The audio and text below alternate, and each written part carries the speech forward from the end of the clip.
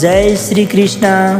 दोस्तों, आज के इस वीडियो में भगवान श्री कृष्ण के श्रीमुख से निकले कुछ ऐसे अनमोल वचन है जिनको अगर आप वीडियो के आखिर तक ध्यान पूर्वक सुनते हैं तो निश्चित रूप से आपकी जिंदगी बदल जाएगी।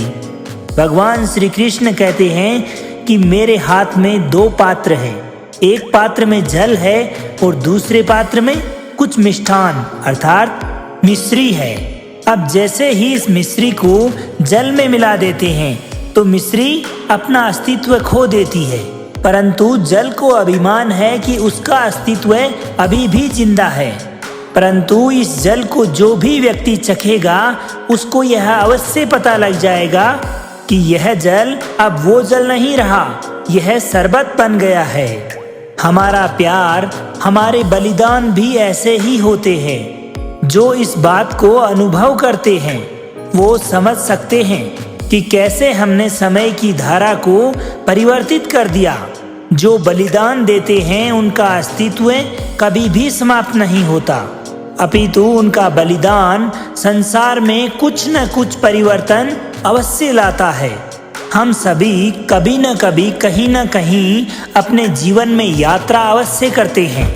यात्रा के दौरान हमारी यात्रा में कभी पक्के रास्ते आते हैं तो कभी कच्चे रास्ते। पक्के रास्ते मनुष्य बनाता है और कच्चे रास्ते जानते हैं कैसे बनते हैं? चलते चलते बन जाते हैं।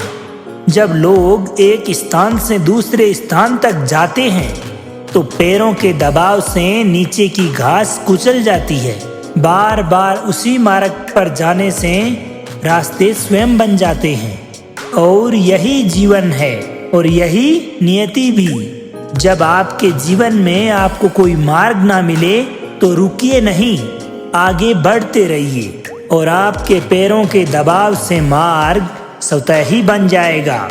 हम सभी अपने जीवन में सफलता चाहते हैं, है ना? और उसके लिए हम रात दिन कड़ी मेहनत करते हैं, परिश्रम करते हैं, परंतु फिर भी असफल हो जाते हैं।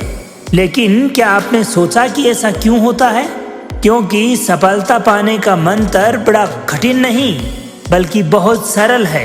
उचित विचार, उचित समय, उचित स्थान पर उचित प्रहार। जब आपके विचार, समय, स्थान और प्रहार यानी परिश्रम उचित है तो सफलता आप ही को मिलेगी। जिस प्रकार एक लोहार लोहे से कुछ बनाते समय उस लोहे को एक सही ताप तक आने तक की प्रतीक्षा करता है और समय आने पर उचित स्थान पर पर्याप्त बल के साथ प्रहार करता है और लोहा आकार ले लेता है, ठीक उसी प्रकार आपकी सफलता भी आकार लेती है। हम सभी को अपने जीवन में कभी न कभी निराशा अवश्य मिलती है और असफलता भी, लेकिन अधिकतर लोग इसके पश्चात अपने भाग्य का रोना लेकर बैठ जाते हैं, अपने भाग्य को कोसने लगते हैं। कई कहते हैं कि जिस स्थान पे मैं हूँ इससे कई गुना और ऊंचे स्थान पर होने के योग्य हूँ मैं, परंतु नहीं जा पाया। किसी को इस बात की पीड़ा है कि उसको जो मिलना चाहिए था उसको वह नहीं मिला। क्यों? क्योंकि भाग्य ही बुरा था। भाग्य क्या होता है? ये भाग्य वन में खिला पुष्प देवताओं को चढ़ाया जाएगा, या किसी सुंदरी के बालों में वह सजेगा, या फिर उसे कुचलकर उत्पात बना दिया जाएगा। ये सब एक पुष्प के नियंत्रण में नहीं होता, परंतु जब तक उस पुष्प का अस्तित्व है अपनी सुगंध को बिखेरते रहना उसके वश में अवश्य है। परंतु भाग्य हमारे वश में नहीं, और जो हमारे वश में ही नहीं उसके लिए अकारण दुखी होने का क्या फायदा? कर्म हमारे हाथ में है, उसे करते रहिए, भाग्य अपने आप अपने वश में आ जाएगा, क्योंकि कर्म ही प्रधान है। मनुष्य की सबसे बड़ी दुर्बलता क्या होती है? सोचिए। प्रेम, अहंकार। मनुष्य की सबसे बड़ी दुर्बलता होती है उसके रहस्य। चाहे आप कितने भी शक्तिशाली क्यों न हो, कितने भी प्रबल क्यों न हो, परंतु उसके रहस्य उसके नाश की चाबी होती है। इसलिए अगर प्रबल रहना है, शक्तिशाली रहना है, समर्थ रहना है तो अपने रहस्यों को किसी को भी ना बताएं, ना मित्र को और ना ही शत्रु को, क्योंकि समय पड़ने पर कौन कब शत्रु हो जाए ये कहना संभव नहीं। विभीषण को रावण के अमृत कुंड का ज्ञात था। उसे पता था कि रावण की नाभि में अगर वार किया जाएगा तो रावण अपने प्राण नहीं बचा सकता। इसीलिए प्रभु श्री राम रावण का वध करने में सफल हुए। इसलिए उचित यही है कि आप अपने रहस्यों को अपने आप तक ही सीमित रखिए। मनुष्य का मन बड़ा विचित्र होता है, कल्पना में ही विकास करता है, संपन्न भविष्य का स्वप्न देखता है और कल्पना में ही जो गठित ही नहीं हुआ उसका भय खाता है। और यही भय मनुष्य का सबसे बड़ा शत्रु है। हमारे भविष्य के मार्ग में, हमारे आनंद के मार्ग में सबसे बड़ी बाधा है। अब आप लोग सोच रहे होंगे कि इसका तोड़ क्या है, भय से मुक्ति कैसे पाई जाए। तो यही प्रश्न आप अपने आप से पूछिए। तनिक सोचिए कि जब आप एक सुंदर भविष्य की कामना करते हैं तो उसे हासिल करने के लिए आप परिश्रम करते हैं ना। ठीक उसी प्रकार भय से मुक्ति पाने के लिए आप उससे लड़ जाएं और उसका निवारण आपको स्वतः ही मिल जाएगा। इसलिए जब भी भय आपको सताए तो उससे डरकर भागे नहीं, बल्कि उसका निडरता के साथ सामना करें, क्योंकि भय का काम ही होता है आपको भयभीत करना। इसलिए जब भी भय आप पर आक्रमण करें उससे पहले ही आप भय पर आक्रमण कर दें। हम सब मित्रों के साथ रहना चाहते हैं और शत्रुओं से दूर रहना चाहते हैं। क्यों? क्योंकि हमें जीवन में आनंद पाना है, जीवन में आगे बढ़ना है, स्वयं को संपन्न देखना है। और यदि किसी से भी आप पूछेंगे कि जीवन में सफलता पाने के लिए सबसे अधिक आवश्यकता किसकी होती है, तो हर एक आपको लगभग एक ही उत्तर देगा कि सफलता अर्जित करने के लिए आपको अपने जीवन में सच्चे मित्रों की आवश्यकता होती है। परंतु यदि आपको और अधिक सफल होना है तो फिर आपको केवल मित्रों की नहीं बल्कि शत्रुओं की अधिक आवश्यकता है। अब आप सोच रहे होंगे कि ये कैसी बात हुई, तो आप स्वयं सोचिए। जब भी कभी जीवन में संकट आता है तो मित्र क्या करते हैं? आपकी सहायता करने के लिए आपके पास खड़े होते हैं। और शत्रु संकट के समय में और अधिक बड़ा शत्रु बनकर हमारे समक्ष खड़ा हो जाता है। मित्र हमें सहायता देते हैं, अपनी शक्ति देते हैं, परंतु शत्रु आपके भीतर छिपी शक्ति को बाहर लाता है, आपको और अधिक बलवान बनाता है। संगति या साथ, मित्र और शत्रु मनुष्य के व्यक्तित्व के लिए सबसे महत्वपूर्ण होते हैं। अब आप कहेंगे कि ये कैसे? मनुष्य अवश्य अपने व्यक्तित्व के लिए उत्तरदायी होता है, परंतु मनुष्य संगति में ना चाहते हुए भी अपना व्यक्तित्व संगत की भांति कर लेता है। आप इन पात्रों को देख रहे हैं। मध्य वाले पात्र में जल रखा है, इसमें दूध और इसमें मलिन कीचड़ रखा है। यदि मैं इस जल को इस दूध में मिलाता हूँ तो ये जल दूध बन जाता है, और यदि इसी जल को मैं मलिन कीचड़ में मिलाता हूँ तो क्या होगा? यही जल कीचड़ बन गया। ऐसी कोई युक्ति नहीं जिससे कि जल दूध या कीचड़ में बिना घुले मिले अपना अस्तित्व बनाए रखें या उनसे अलग रहें। और ठीक ऐसा ही मनुष्य के जीवन में भी है। यदि एक गुणहीन व्यक्ति गुणवान लोगों की संगत में बैठे तो उसे भी गुणवान समझा जाता है, सम्मान का पात्र समझा जाता है। और वहीं एक गुणवान व्यक्ति गुणहीन लोगों के साथ में बैठे तो उसे भी तिरस्कार ही मिलता है। इसलिए अपने जीवन में सदैव संगति सोच समझकर और सावधानी से चुनिएगा। कभी खेत में किसी किसान को खेती करते देखा है? वो अपनी खेती को सींचता है, उसे जोतता है, पशु पक्षियों से अपने खेत के फसल की रक्षा करता है परंतु एक बात का वो सबसे विशेष तौर पर ध्यान रखता है कि कहीं खेत में खरपतवार ना उग जाए, क्योंकि एक खरपतवार आपके खेत की सारी फसल को खत्म कर सकती है। ठीक उसी प्रकार यदि आपके वंश की कोई एक संतान गुणहीन या खोटी निकल जाती है तो वह समूचे वंश का सर्वनाश कर देती है। इसीलिए संतान के लालन पालन में विशेष रूप से ध्यान देने की परम आवश्यकता होती है, क्योंकि संतान वो फसल होती है जो आपके आने वाले वंश की छवि को महान बना सकती है या फिर वंश का पतन भी कर सकती है। मनुष्य भी बड़ा विचित्र प्राणी है। अपने से नीचे के स्तर के लोगों को वो हेय दृष्टि से देखता है, उनका उपहास उड़ाता है, उनसे बार बार यही कहता है कि तुम्हारा कुछ नहीं हो सकता, तुम भविष्य में कुछ नहीं कर पाओगे। जब मनुष्य के पास धन संपत्ति मान होता है तो वह दूसरों का आदर नहीं करता, परंतु वो एक बात भूल जाता है कि उससे भी अधिक शक्तिशाली कोई और भी अस्तित्व में है, और वो है समय। काल अपना चक्र कब बदलेगा इस बात को कोई नहीं जानता। समय अपनी करवट कब लेगा यह कोई नहीं जानता।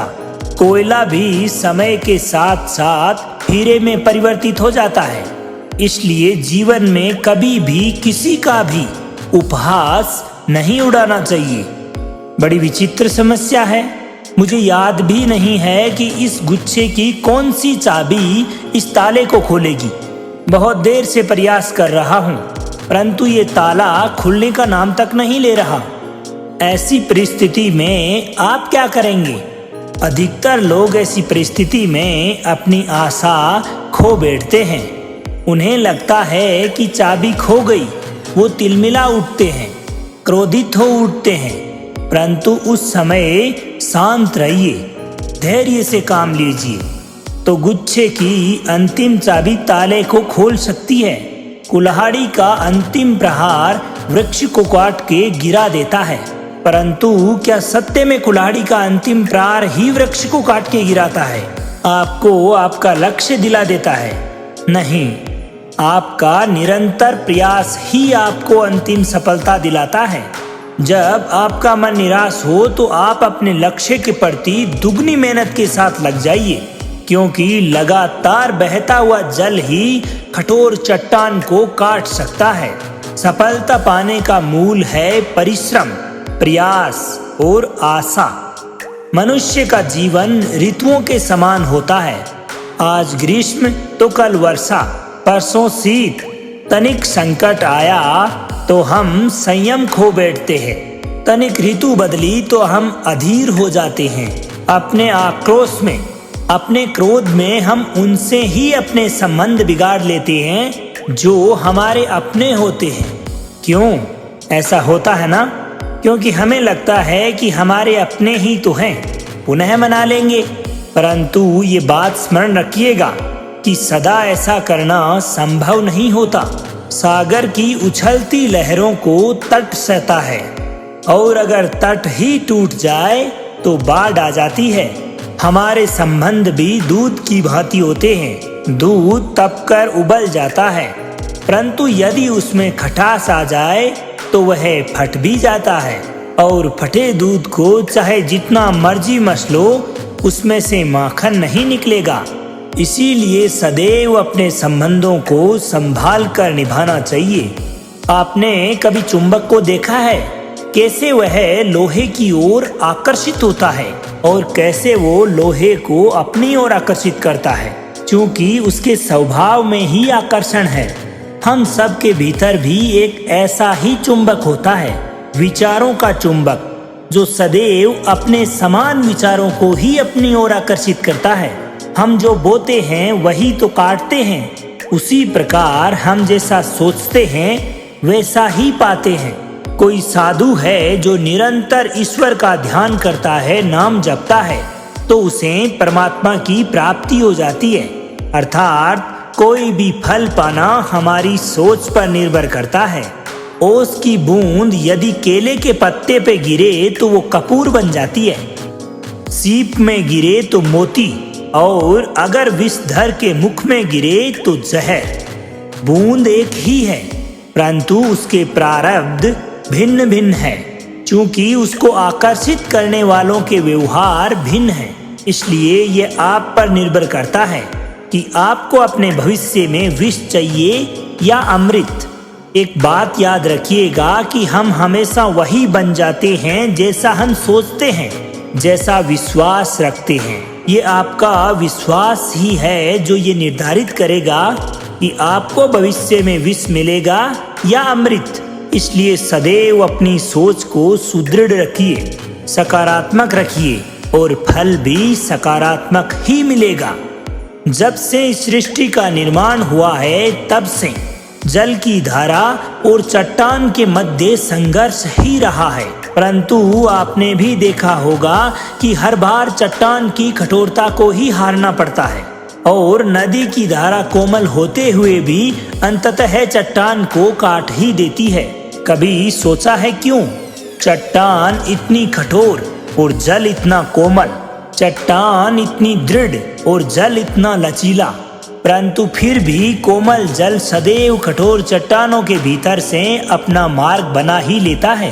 कारण केवल एक है, और वो है लगातार चलने की क्षमता। जल बढ़ता रहता है और चट्टान अडिग रहती है, और इसी कारण जल चट्टान को काटकर अपना मार्ग बना लेता है। इसलिए लगातार चलते रहिए, रुकिए मत, क्योंकि चट्टान जैसी हर समस्या को आप भी जल की भांति काट सकते हैं। इस फल को देख रहे हैं आप, ये अभी अभी अपनी डाल से अलग हुआ है। बड़ा दुख होता है ना जब आप अपने उद्गम से अलग होते हैं, परंतु ये दूरी भी आवश्यक है। अब आप इस फल को ही ले लीजिए। अपने जीवन दाता वृक्ष से अलग होकर ये न केवल किसी की भूख शांत करेगा, अपितु इसके अंदर उपस्थित बीज से एक नए वृक्ष का सर्जन भी होगा और कई फल जन्मेंगे। सृजन की प्रतिक्रिया में पीड़ा आवश्यक है, क्योंकि यदि पीड़ा नहीं होगी तो सृजन भी नहीं होगा। पीड़ा अपने उद्गम से दूर होने की, पीड़ा अपनों से दूर होने की। इस फल की भांति हम मनुष्यों को भी अपने उद्गम से, अपने सगे संबंधियों से, अपने परिवार से अलग होना ही पड़ता है, और यही अलगाव पीड़ा तो देता है, लेकिन एक नए सृजन को, नई सृष्टि को, एक नए विकास को जन्म देता है। इसलिए ऐसे अलगाव से कभी दुखी मत होइए, उसका सदैव स्वागत कीजिए, क्योंकि ये अलगाव ही विकास की नींव है। अपराध वो भावना है जिसके कारण सदैव संसार में दुख ही व्याप्त रहता है। हम सब अपराधियों से सदैव घृणा करते हैं, उन्हें कोसते हैं, परंतु क्या कभी विचार किया है कि कोई भी जन्म से अपराधी नहीं होता? तो ऐसा कौन सा कारण है जिसके चलते कोई मनुष्य इतना बुरा बन जाता है कि वो बुराई की सभी सीमाएं ही पार कर जाता है? कारण है कामना। यदि कामना पर नियंत्रण न रखा जाए, यदि कामना को पूर्ण करने के लिए परिश्रम न किया जाए, तो वो कामना तृष्णा में बदल जाती है, और तृष्णा लालच में, और लालच छल में, धोखे में, और छल करते ही मनुष्य अपने कदम अपराध की ओर बढ़ा देता है। इसलिए यह अत्यंत आवश्यक है कि अपने मन की कामनाओं पर नियंत्रण रहे। अगर मन पर नियंत्रण रहेगा तो अपराध पर स्वतः ही नियंत्रण हो जाएगा। हम सब का मन करता है कि हम अपने जीवन में ऐसी ऊंचाई पर पहुंचे, ऐसे शिखर पर पहुंचे जहां हमसे ऊपर कोई ना हो, जहां पहुंचकर हमें कुछ भी करने की आवश्यकता ना पड़े, है ना? और कुछ लोग इस शिखर तक पहुंच भी जाते हैं, परंतु उनका मन सदा विचलित रहता है। कितनी विचित्र बात है ना कि जिस विश्राम को पाने के लिए हम इतनी मेहनत करते हैं, इतना परिश्रम करते हैं, वो हमें मिलता ही नहीं। कारण स्वयं सोचिए, जंगल का राजा होते हुए भी शेर को आखेट के लिए मेहनत की आवश्यकता क्यों पड़ती है? सोचिए, मैं बताता हूँ। क्योंकि राजा होने का अर्थ यह नहीं कि वह सदैव सोता ही रहे और मृग स्वयं उसके समक्ष आकर कहेगा कि आइए महाराज, मुझे खाकर अपनी भूख शांत कीजिए, तो समझ लीजिए कार्य आपके परिश्रम से संपन्न होते हैं, केवल और केवल मात्र कामना करने से नहीं। यदि आप नीचे हैं तो सदैव स्मरण रखिए कि आपकी मेहनत और आपका परिश्रम ही आपको ऊंचाई तक ले जा सकता है, और अगर आप ऊंचाई तक पहुंच चुके हैं तो वहां पर भी निरंतरता बनाए रखने के लिए आपको सदैव निरंतर मेहनत और प्रयास करते रहना होगा। अर्थात परिश्रम से मुक्ति नहीं है, कि परिश्रम ही जीवन है। सबसे अधिक महत्वपूर्ण क्या है? जीवन, या जो जीवन में प्राप्त किया, यात्रा या यात्रा को पूर्ण करने के बाद प्राप्त किया गया लक्ष्य, कर्म या उससे प्राप्त किया गया फल बहुत ही विकट प्रश्न है ना? परंतु तनिक धीरज से सोचिएगा तो इसका उत्तर अधिक कठिन नहीं है।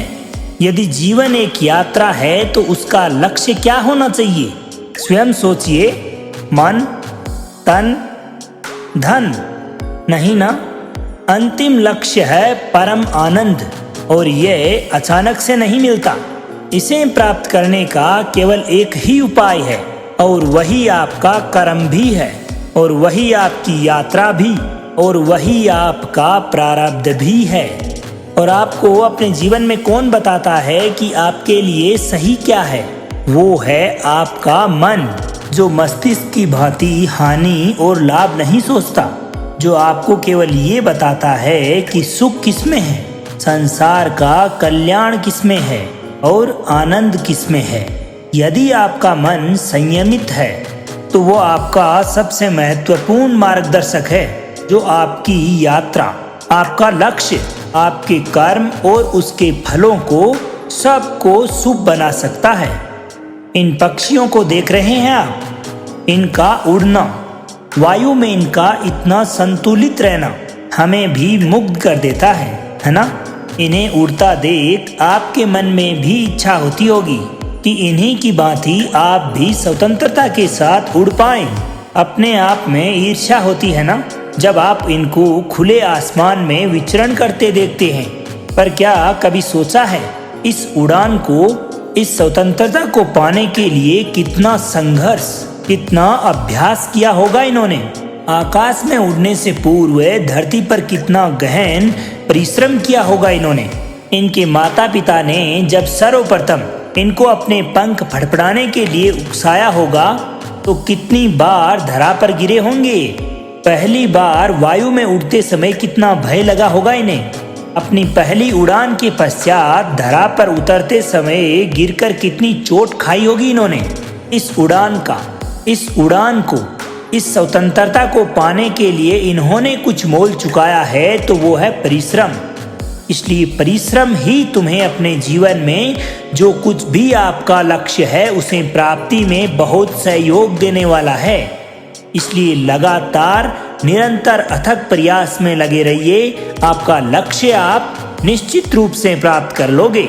तो दोस्तों, ये थे भगवान श्री कृष्ण के कुछ अनमोल वचन जो आपको जरूर पसंद आए होंगे। अब आपके मित्र सांवर चौधरी को आज्ञा दीजिए। मिलते हैं ऐसे ही किसी दूसरे वीडियो के साथ। तब तक के लिए अपने जीवन में खुश रहिए, मुस्कुराते रहिए और आगे बढ़ते रहिए। प्रेम से बोलिए श्री राधे राधे।